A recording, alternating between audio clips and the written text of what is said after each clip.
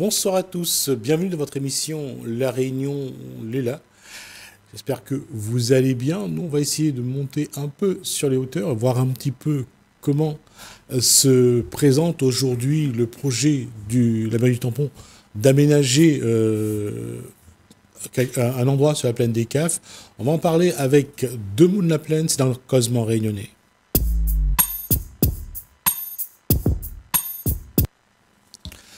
Bonsoir, monsieur Gilbert Laporte. Gilbert Laporte. Comme quoi j'avais oublié aussi. L'association, c'est Demou de la Plaine. L'association, c'est Demou de la Plaine. Cette association a été créée parce que vous voulez dire que le projet de... vous allez me dire, vous allez me rectifier après, dire que le projet que vous voulez mettre en place la mairie du Tampon n'était pas le bon sur cet endroit de la plaine des CAF. Exactement. Nous avons été créés en septembre 2021 dans le cadre de la concertation préalable du parc, sur le parc du Volcan. En fait, nous avons fait des contre-propositions à la mairie du Tampon pour qu'elle revoie sa copie sur certains aspects, notamment sur les tyroliennes, l'installation de tyroliennes, mais également sur certains aspects du parc lui-même.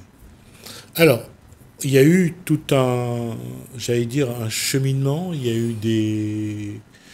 Vous avez dû quand même travailler sur ce projet, voir un petit peu qu'est-ce qui était dans le droit, qu'est-ce qui ne l'était pas. Aujourd'hui, il y a une décision qui est arrivée. Quelle est cette décision ? Alors, la décision de la commission départementale des espaces naturels protégés, agricoles et forestiers. La décision est tombée mercredi dernier. Elle nous a surpris, en fait, parce que nous ne nous attendions pas que ça arrive juste après les fêtes. Dans cette commission, elle est saisie par les autorités qui veulent faire des aménagements dans le cadre de l'urbanisme pour aménager certains espaces pour soit construire, soit pour faire des projets touristiques. Donc la mairie du Tampon a saisi cette commission pour l'aménagement du Piton du Gain qui se trouve sur une zone départementale domaniale, c'est-à-dire c'est une forêt classée espace boisé, et donc pour pouvoir installer sa plateforme de tyrolienne au-dessus du Piton du Gain, elle a saisi la CDPENAF. Il était entendu pour la mairie du Tampon que si on scindait le projet Parc du Volcan en deux morceaux, celui des tyroliennes qui est sur une partie classée en PLU, d'une part, et puis celui du Parc du Volcan qui est sur un espace communal, un terrain de la commune, mais où il y a un certain nombre d'enjeux du fait qu'il y a des zones humides, qu'il y a des plantes endémiques, des espèces endémiques. Donc là, il y a une autorisation à avoir auprès de la préfecture. Donc la mairie du Tampon avait pensé que pour le Piton du Gain, la CDPENAF allait octroyer son autorisation parce que c'est un espace boisé, certes, mais il n'y a pas de plantation sur le Piton du Gain. Donc elle pensait que la CDPENAF serait plus vigilante s'il y avait eu des terrains agricoles à déclasser. Donc elle a, à notre avis, intentionnellement coupé le projet en deux, faire passer le projet de tyrolienne.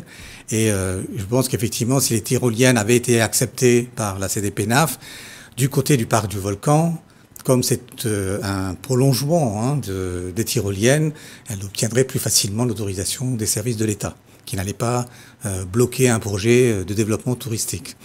Or, je crois que le calcul était faux, puisque la CDPENAF a interdit l'aménagement du Piton du Gain. Il faut savoir que dans les départements d'outre-mer, la CDPENAF a un avis conforme.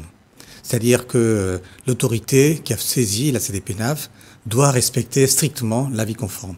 Par rapport à un avis simple, comme la MRAE a émis un avis simple sur le projet des tyroliennes, mais la mairie n'était pas obligée de se conformer à cet avis de la MRAE. Par contre, l'avis de la CDPENAF est incontournable. J'ai regardé un peu sur la jurisprudence, il n'est même pas possible de faire un appel sur l'avis de la CDPENAF. parce qu'elle est conforme, on ne peut pas revenir dessus. Donc, pour nous, Daumont de la Plaine, qui avons combattu ce projet essentiellement au niveau des tyroliennes, parce qu'il y a l'atteinte à ces paysages de la plaine des Cafres en installant des tyroliennes, mais également de fortes nuisances pour les habitants de Bourg-Murat, parce que ce n'est pas une tyrolienne que la mairie voulait installer, mais 10 tyroliennes qui auraient fait 300 passages par jour, ce qui est inconcevable dans une zone habitée. Et donc, nous sommes donc très contents que la CDPENAF ait refusé cette installation, parce qu'en fait, derrière, je pense que le projet du parc du Volcan va aussi prendre un mauvais coup. Alors aujourd'hui, la semaine dernière, donc, ce qui a été refusé, c'est donc les tyroliennes. Voilà, tyrolienne, c'est refusé. Et qu'est-ce qui reste encore Il reste encore la partie parc du Volcan, au bas du Piton du Gain, avec des aménagements paysagers pour que les gens puissent admirer les plantes endémiques. Nous avons appris, alors ce sont des indiscrétions, parce que l'étude des services de l'État n'est pas terminée sur ce volet, mais nous avons appris par des indiscrétions que le projet de la mairie du Tampon de mettre des serres géodésiques, entre autres pour voir pousser dans les hauts des plantes débat, pour des questions environnementales, ça se comprend, énergie, pour chauffer les serres, arroser les plantes, parce que si elles sont sous serre, il faudra les arroser. Ça a été supprimé. Donc en l'état actuel du dossier. Il semblerait également que le ballon captif qui devait descendre, monter les gens qui veulent admirer le paysage a également été retiré du projet parce que ça pose des questions au niveau de l'aviation civile. Vous savez, c'est un endroit où passent souvent les hélicoptères, la gendarmerie pour apporter les secours, etc. Donc on ne peut pas imaginer un ballon captif à cet endroit, d'autant qu'il y a des vents forts. Quand il y a du vent, les vents sont très forts et le ballon, il ne tiendrait pas sur place. Donc là, le projet du parc du Volcan est en train de partir un peu en peau de chagrin. Nous, à Daumont de la Plaine, nous n'avons jamais été opposés à ce que la mairie aménage des espaces de pique-nique. On sait très bien que pendant les week-ends, il y a plein de monde qui monte à la plaine des Cafres pour le bon air.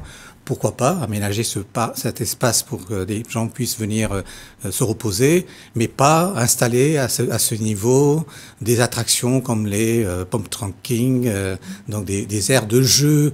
À cet endroit-là, on est venu plus pour le calme que pour entendre des bruits, des cris. Donc, moi, je dirais, en tant que président de Daumont de la Plaine, à la mairie du Tampon, ils ont toujours refusé de dialoguer avec nous.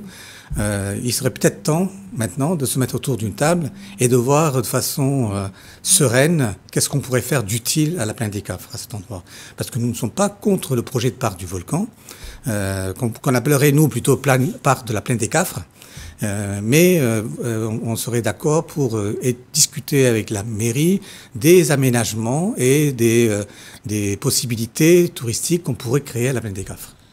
Alors justement, est-ce que Daumont de la Plaine aujourd'hui a déjà fait une offre à la mairie de vouloir participer à la concertation concernant justement l'aménagement d'un éventuel parc à la plaine des Cafres? Bien sûr, depuis déjà le début de la concertation, au mois de novembre, nous avons rédigé un projet alternatif pour qu'on puisse se retrouver avec la municipalité du Tampon pour étudier la possibilité d'un village étape. Le village étape, c'est un label qui va bien dans le sens de la protection de l'environnement que nous souhaitons, mais en même temps, ça peut donner un nouvel essor pour ce village, grâce à la participation des forces vives de la plaine des Cafres. Nous avons des artisans, des artistes, des restaurateurs, des éleveurs, des agriculteurs.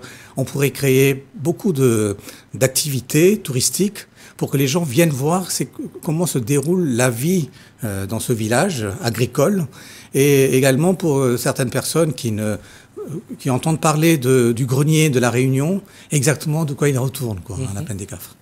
Mais aujourd'hui, est-ce que lors de cette bataille que vous avez menée, lorsque vous avez été voir les gens de la plaine des Cafres, vous avez rencontré aussi des instances, que ce soit au département ou ailleurs, mais surtout sur la plaine des Cafres, aujourd'hui, la population de la plaine des Cafres que vous avez rencontrée, qu'est-ce qu'elle souhaite vraiment? Alors, déjà, comme vous le disiez, nous avons effectivement rencontré la présidente du conseil régional, des élus de département, la sous-préfecture, la MRAE. Nous avons effectivement fait le tour des institutions qui ont un mot à dire. Donc, je remercie toutes ces institutions que nous avons rencontrées parce que certaines d'entre elles siègent à la CDPENAF. Donc je pense que s'il n'y avait pas eu cette mobilisation et cette sensibilisation, il se pourrait que le dossier tyrolienne soit passé comme une lettre à la poste. Là, il y a eu quand même une alerte qui a été lancée. Nous avons fait ce travail d'alerte auprès des autorités. La plaine des Cafres, les habitants sont venus se joindre à nous progressivement, très progressivement. Même qu'au début, les gens pensaient que nous avions une démarche anti-TAC, donc maire du tampon. Et ils ont fini par comprendre que c'était plus un mouvement contre ce projet-là en particulier, et que nous n'avons rien contre un monsieur, son administration ou sa municipalité. Aujourd'hui, les habitants de la plaine des Cafres, que nous avons accueillis en nombre au mois de novembre, quand nous avons fait une randonnée sur la plaine des Cafres pour que les gens viennent découvrir un peu ces espaces qui étaient menacés, ben les gens nous disent... D'abord un grand merci pour avoir mené ce combat, parce qu'effectivement, ils avaient entendu parler du parc du volcan, mais sans rentrer vraiment dans le détail. Ce qu'ils souhaitent, c'est effectivement qu'on ne touche pas au cachet de ce village, que ça reste un village agricole avant tout, que les gens qui viennent plutôt chercher le calme et le bon air, plutôt que de mettre là beaucoup de tintamarre, beaucoup de bruit. Vous savez, récemment, il y a 15 jours, la plaine des Cafres s'est réveillée tous les matins avec les bruits du miel vert. Bon, ça dure 10 jours, c'est supportable. Bon, on accepte qu'à un moment donné, on puisse plus aller chez le médecin, on peut plus aller chez le pharmacien, parce que toute la ville, tout le village est bloqué. Il y en a que pour le miel vert. Donc ils ont pu supporter pendant 10 jours. Mais on n'imagine pas qu'on puisse avoir à supporter ce genre de remue-ménage tout au long de l'année. Et surtout quand il fait beau, quoi. Parce qu'effectivement, nous on a dit depuis le départ que ce parc du volcan ne marchera pas pratiquement 8 mois sur 12 parce qu'il fait froid, il pleut, il y a du vent, quoi. Donc, il y a quand même une réalité dans ce que vous venez de dire, c'est qu'aujourd'hui, est-ce que la population ou une partie de la population de la plaine des Cafres a pris conscience qu'il vit quand même dans un endroit privilégié où les gens les envient parce que c'est au calme, c'est le bon air, comme vous l'avez dit. Est-ce qu'il y a une prise de conscience aujourd'hui ? Il y a une prise de conscience. Moi, je vous dirais que jusqu'à cette décision qui est tombée il y a une semaine, la CDPENAF, les gens ne croyaient pas trop à ce qu'on y parvienne. Parce qu'il y a cette habitude à la plaine des Cafres, quand le maire a décidé, le maire du tampon a décidé, ça ne peut être que bien. Et puis de toute façon, il va y arriver. C'est pas la peine de s'y opposer.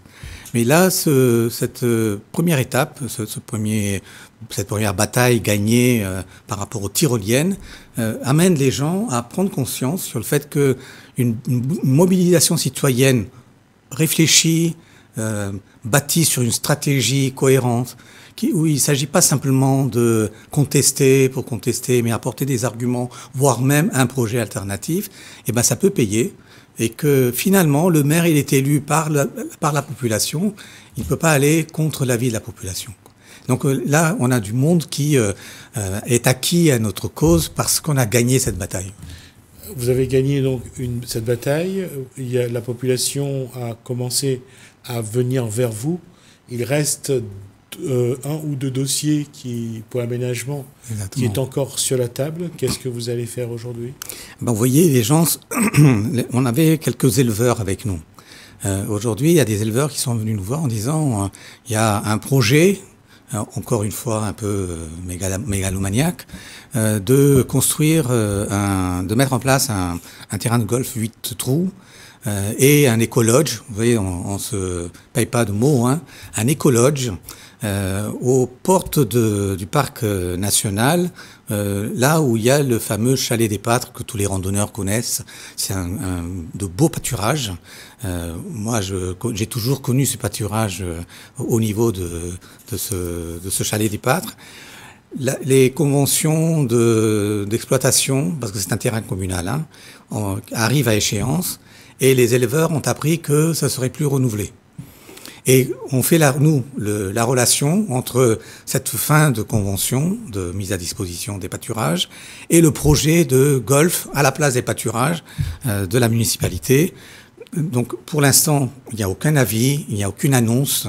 Mais comme on a l'habitude avec notre municipalité d'avoir des projets long cours, vous savez, le parc du Volcan, c'était depuis 2002, hein. Donc les gens ont entendu parler du parc du Volcan avec plusieurs versions. Et puis les gens, vous savez, à un moment donné, il n'y a plus d'attention là-dessus.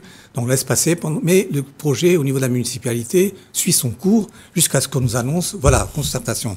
Et donc maintenant qu'il y a eu cette aventure du parc du Volcan, les éleveurs nous sollicitent en disant il faudra peut-être mener une veille sur ce qui va se passer à la place des pâturages qui sont au Chalet des Pâtres.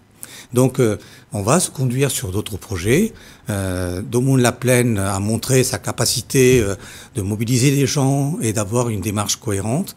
Et je crois que ça s'arrêtera pas au parc du Volcan, si tant est que la population veuille qu'on continue le combat. D'ailleurs, on va faire une assemblée générale prochainement. Ça va se faire au tampon. On invite tous ceux qui sont intéressés, à la fois par ce qu'on a fait et par ce qu'on pourrait faire par la suite, sont invités à notre assemblée générale 7 février. Voilà. D'accord. Alors, ce qui veut dire aussi, quelque part, c'est qu'aujourd'hui, il y a un contexte qui peut créer de nouveau des tensions, savoir si ces pâturages-là soient reconduits pour les agriculteurs ou soient après utilisés, transformés pour un projet touristique. Tout à fait. Voilà. Il peut ne pas y avoir de tension. Vous savez, moi je suis un homme de dialogue. Quand je travaillais sur le dialogue social dans les entreprises.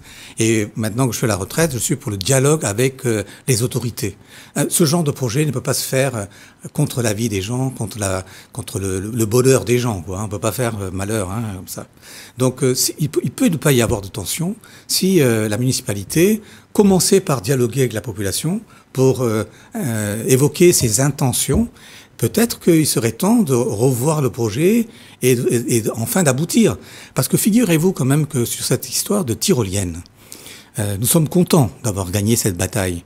Mais il y a quand même 2 800 000 euros qui ont été déjà dépensés pour des tyroliennes qui ne se feront pas. C'est de l'argent public, c'est pas de l'argent du maire, de monsieur Tianakoun, c'est l'argent de la commune. Donc ces 2 800 000, supposons que l'entreprise privée qui a eu le marché se dise « Ok, vous avez perdu le projet, mais je veux être dédommagé », même si ce n'est qu'un dédommagement, c'est quand même de l'argent public qui est gaspillé, sans compter le 1 700 000 que la municipalité a déjà dépensé pour les études. Vous voyez, on pourrait économiser tout cet argent et tous ces efforts si on se concertait en amont avec la population. On ne jetterait pas l'argent comme ça par les fenêtres. Aujourd'hui, ça veut dire qu'aujourd'hui, vous êtes face à des responsabilités nouvelles. Est-ce que vous craignez pas qu'à un moment donné, que la mairie vous regarde comme des empêcheurs de tourner en rond ? Ah, ce n'est plus une crainte, c'est une réalité. Ça fait un moment qu'ils nous prennent pour des empêcheurs de tourner en rond. Figurez-vous que quand nous faisons des réunions publiques, nous avons des espions de la mairie là qui sont dans la salle et qui vont rapporter. Notre page Facebook est suivie. Votre bonne émission, La Réunion est là, est suivie. Et je suis surpris de voir combien la population réunionnaise suit régulièrement les avancées de ce projet grâce à l'émission La Réunion est là. Donc, est-ce que je crains que la mairie nous considère comme des adversaires ? Je crois que c'est le cas. Il se trompe, nous sommes adversaires de son projet. Nous ne sommes pas du genre à tout rejeter. Je sais que on peut avoir de l'admiration pour ce maire qui a un certain âge, qui est encore très vaillant, mais parfois il fait n'importe quoi. On ne peut pas non plus applaudir avec tout le monde tout ce qu'il fait. Il y a des choses sur lesquelles nous resterons vigilants. Voilà. Après, si il croit que nous sommes une opposition, la petite idée trotte dans ma tête qu'il pourra nous retrouver comme de vrais opposants un jour. Mais ce n'est pas le cas encore. Dernière question, Gilbert Laporte.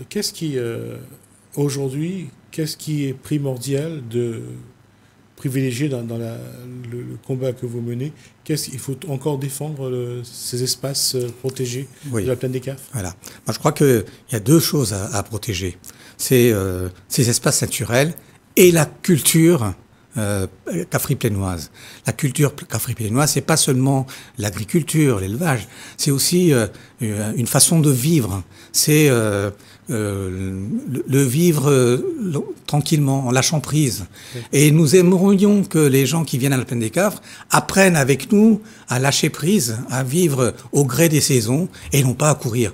Nous voulons offrir aux touristes qui viendraient à la plaine des Cafres cette façon de vivre autrement, au calme.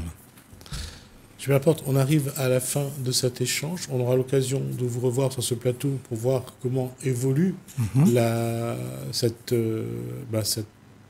bataille que vous menez pour la plaine des Cafres et apparemment voir si les Cafriplénois sont de plus en plus solidaires, parce qu'apparemment c'est le cas, et voir aussi quelle va être la posture de la mairie face à ce que disent ou ce que veulent la population. Merci Gilbert Laporte donc de Moon-la-Plaine pour cet échange. On va marquer une pause, on va regarder un reportage.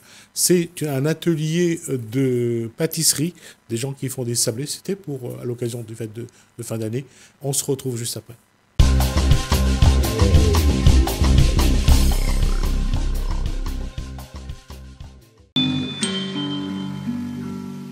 Quand tu passeras par notre île, pour toi ce sera plus facile.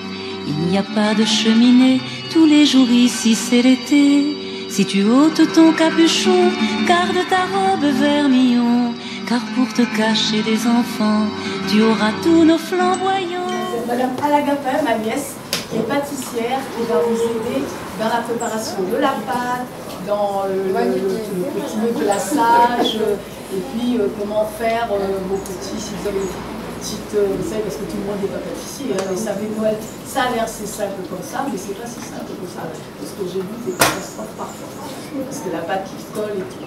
Alors après, vous avez les sablés de Noël, et après ensuite, nous aurons une démonstration de pâte à choux pour ceux qui ont envie de se lancer dans la pâte à choux, parce que je sais que Noël arrive. Nous sommes en train de faire un atelier de Noël, c'est-à-dire des petits sablés de Noël avec notre personnel et avec des enfants. C'est vraiment un esprit qui, aujourd'hui, mais qui va perdurer sur l'année 2023-2024. D'accord? Cet esprit où on est une entreprise, certes, hein, comme tout le monde, vous gagnez de l'argent pour payer votre salaire, mais après, il n'y a pas que ça. Il y a aussi les valeurs de l'entreprise que vous aussi, vous devez adhérer à ces valeurs. Papa Noël, descends sur ton nuage, tu feras le plus beau. Tout le monde est prêt? On continue. Alors il vous manque juste un petit ingrédient, mais qui a son importance quand même, le sucre. Tu peux me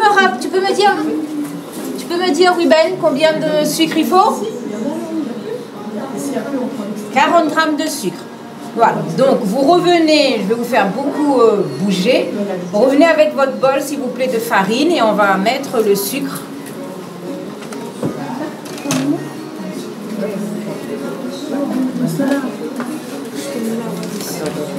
40 grammes de sucre, madame. Voilà. Allez-y. Qu'est-ce qui motive? Ça motive tout simplement, ça permet à nos salariés d'être en communion, un peu en communion avec l'entreprise, avec leurs enfants. Ça veut dire qu'il y a un lien qui se fait entre l'entreprise et le salarié, puisque leurs enfants sont intégrés dans l'entreprise. Alors maintenant, c'est là où vous allez travailler. Le bol de farine et de sucre, on le verse dans le plateau. Sur ton nuage, tu feras le plus beau voyage. Alors pour les enfants, pour ceux qui ont des binômes avec des enfants, voilà, déjà vous pouvez avec vos mains mélanger, parce que les enfants ils adorent ça. Et là vous pouvez incorporer une pincée de sel, mais j'ai vraiment dit une toute petite pincée, hein.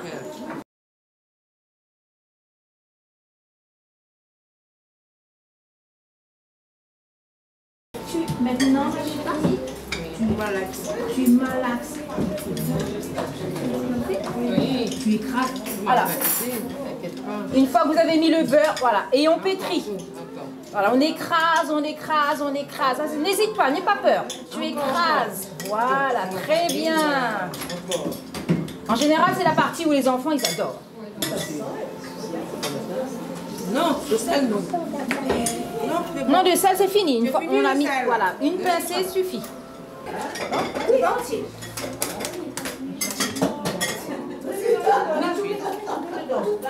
C'est bien.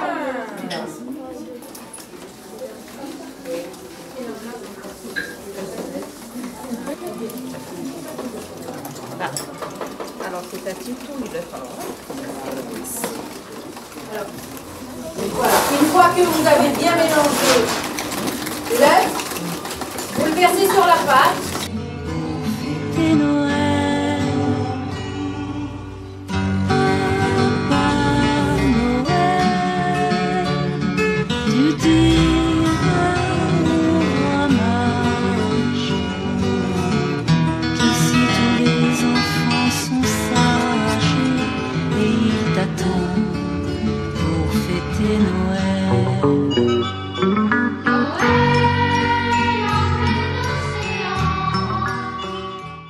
C'est bien les enfants. Regarde, il y a encore des morceaux là. C'est bien. Moi, comme le sable à la plage. Le sable mouvant. Tu vois, regarde. Tu prends le bout de tes doigts et tu écrases, tu écrases, tu écrases. Ah oui. Comme ça, on appelle ça la pâte sablée. Parce que la pâte, elle est comme le sable. Alors, vous mettez la pâte comme ça. Et avec la pomme de la main, vous écrasez de chaque côté. Comme ça, on est sûr que le beurre, il est bien. Et après, vous reprenez la pâte. Voilà. Et on recommence. Voilà. On fait un bol. Voilà. Un On bol. recommence. On fait écrase un bol. bien. Voilà. Voilà. Ok. Allez. Allez.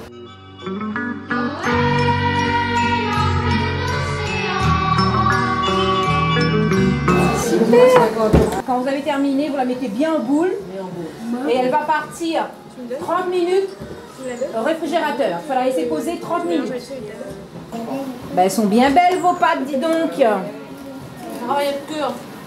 Ah, la pâtisserie, il faut faire avec amour. Sinon, ça marche pas. Ah oui, oui, oui, oui, oui, oui, oui, oui.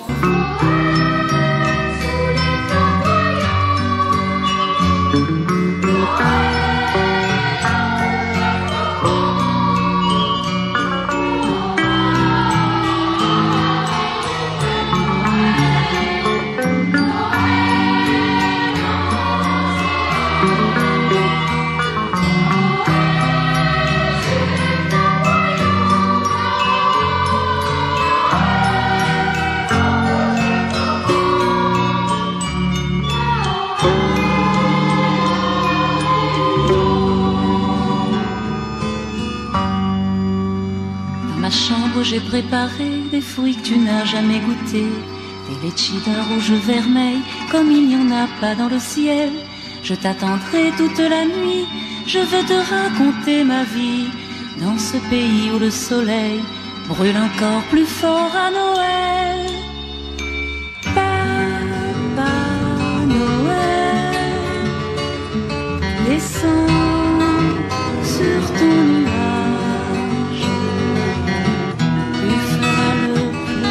Voyage, viens chez nous pour fêter Noël.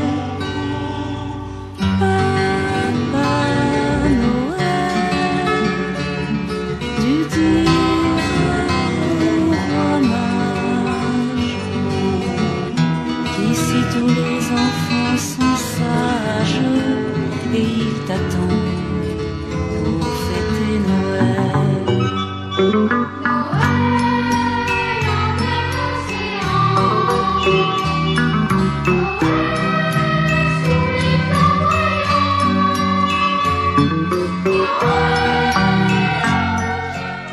Alors, quand vous avez formé vos emporte-pièces, les chutes là, On recommence, hein.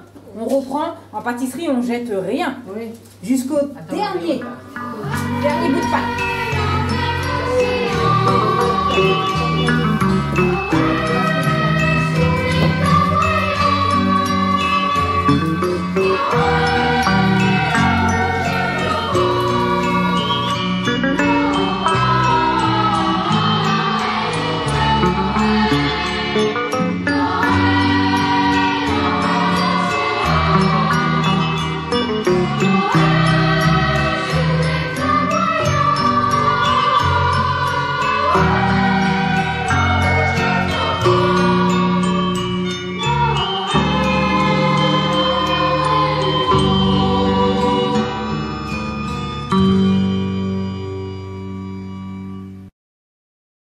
Noël sans pâtisserie, c'est... C'est pas Noël. Pour moi, Noël, ça représente les ateliers, les sablés de Noël, en famille, surtout avec les enfants. Et qu'on sache faire des gâteaux ou pas, il faut toujours essayer. Il faut toujours essayer. Comme dans tout dans la vie, la pâtisserie, c'est pas trop compliqué une fois qu'on apprend, il faut apprendre, il faut faire. Et quel conseil donner aux parents pour justement utiliser la pâtisserie pour renforcer les liens justement avec les enfants? Moi, je conseille aux parents de faire beaucoup de pâtisserie avec les enfants. Déjà, ça renforce les liens familiaux, mais c'est surtout un moyen d'apprendre aux enfants. Parce qu'il y a les mathématiques dans la pâtisserie, et on apprend le vocabulaire aussi. Créer des liens, ça reste votre rayon de soleil?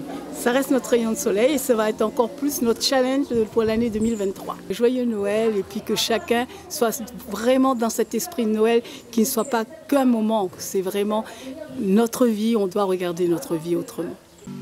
Quand tu passeras par notre île, pour toi ce sera plus facile. Il n'y a pas de cheminée, tous les jours ici c'est l'été. Si tu ôtes ton capuchon, garde ta robe vermillon, car pour te cacher des enfants, tu auras tous nos flamboyants.